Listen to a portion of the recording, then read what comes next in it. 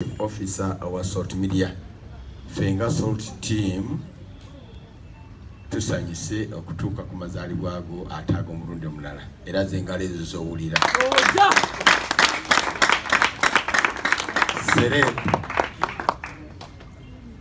okucelebrating a birthday kintu kikulu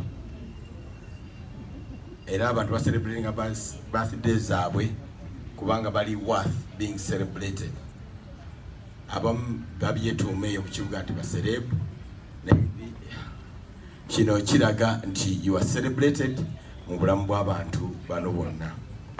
Tumanyi byoyagala nga tukulemberwa Mama Susan Makula yensonga lwaki abantu bano abakuyimbidemu olunaku lwaleero babadde we bali.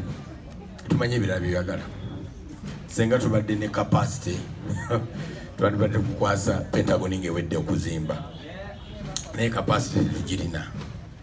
Bible yali Paulo yani yagamba kyenina kyenkuwa, Petero yagamba kyenina kyenkuwa, naffe kyetuna kyetukuwa tukuwadde Suzano yakutukumira.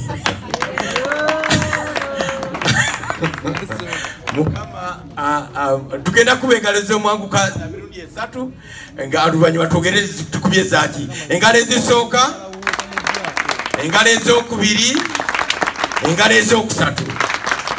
Engalo ezisooka tuzikubidde Mukama nga bulijjo olw'ekirabo eky'obulamu naddala kyakwasa Pastor Aloysius Bujingo. Mukama mwongere engalo ezizeeko za Pastor Aloysius Bujingo yennyini. Abaana balina wano awadi bajja kufuna obudde bwabwe bagenda zikuwa olw'okuba oli exemplary, toli wa bulijjo, tosangikasangika. Mumwongere obugalo bassebo ne bannyabo.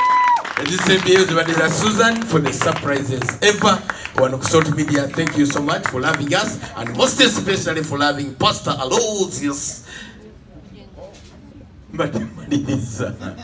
Bujingo. Thank you so much.